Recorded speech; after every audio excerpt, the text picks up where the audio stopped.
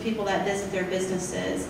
So we have a really exciting agenda here today, which none of you really know about because I didn't pass out agendas. So it's really great that you guys came with just the understanding that we were going to be here today talking about charging stations and electric cars.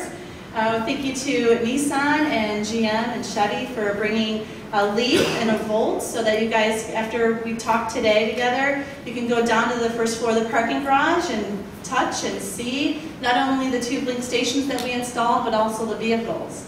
So without further ado, I'm going to just go into the agenda and take you guys on a journey here today. Not quite like the one that you see. We're not going underwater together today, but we are going to hear from lots of different organizations about why are they supporting electric vehicles, why they're supporting the placement of charge infrastructure around this community, and why they're really encouraging folks to participate in this EV project. We're going to first hear from my boss's boss. His name is Greg Fioriti, and he's the Chief Revenue Officer of ECOtality, and he's just going to say some opening remarks. So let's give him a welcome. Greg Fioriti.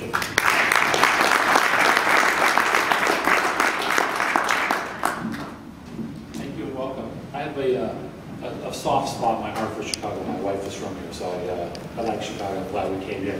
It's been an interesting whirlwind of activity since we became project managers of the EV project. And as we roll out new markets over the last week of Chicago, Atlanta, and Philadelphia, the expansion for us is exhilarating, and I hope it is for you as well.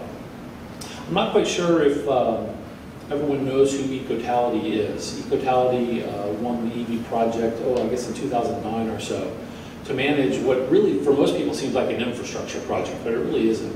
That's certainly part of it.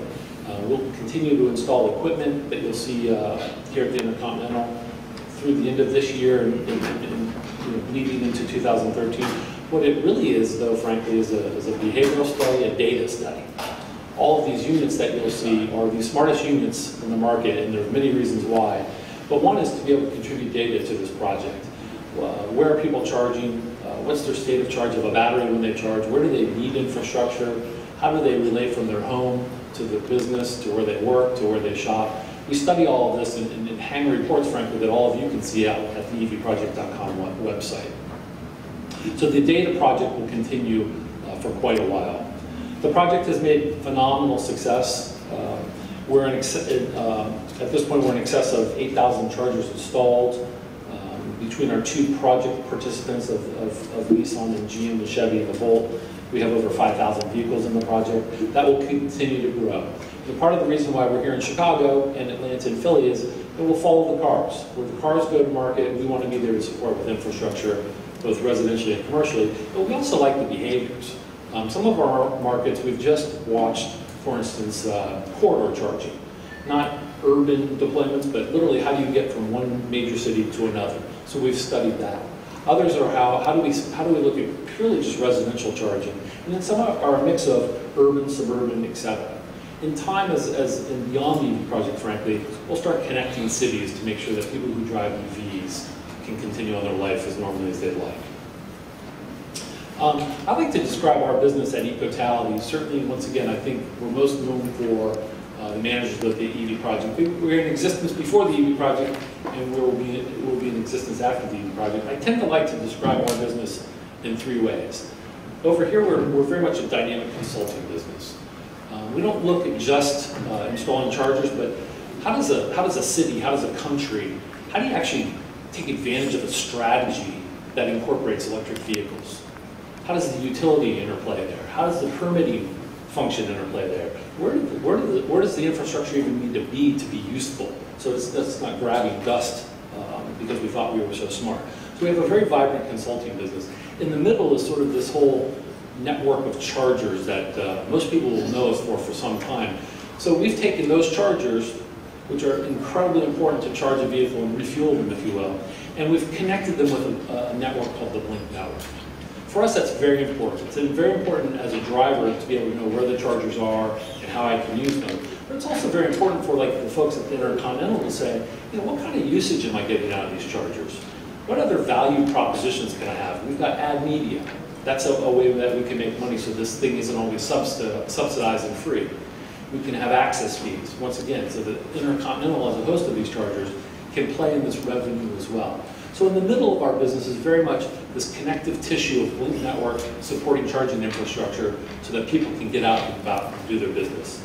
And sort of on this other end of the spectrum, the third leg in my mind is the data. The data becomes incredibly valuable to every participant, a utility, a host, an actual commercial or a residential user of a car. You know, where is the propensity to go distance-wise? How about weekend versus weekday charging? What does that tell us? Are cars coming in almost empty from a battery, or are they coming in 50%? All these kinds of analytics help us drive this market, drive this business for ourselves, for competitors, for whomever. So those are sort of our three prongs of the business that we continue to drive. And once again, as the EV project ends by the end of 2013, we'll continue, you know, as we go. I'd like to make one comment on the market in general. It's been interesting. It's had its ups and downs, to be sure. I think the thing that encourages me the most, and as I talk to my partners and folks who we do business with, the diversity of cars that are coming to the market is phenomenally exciting. We have 2 cars in the project itself, once again, the Leaf and the Volt. But now you have other brands, Mitsubishi, the Smart for 2, Ford, and more brands coming through 2015. Really encourages us every day when we wake up.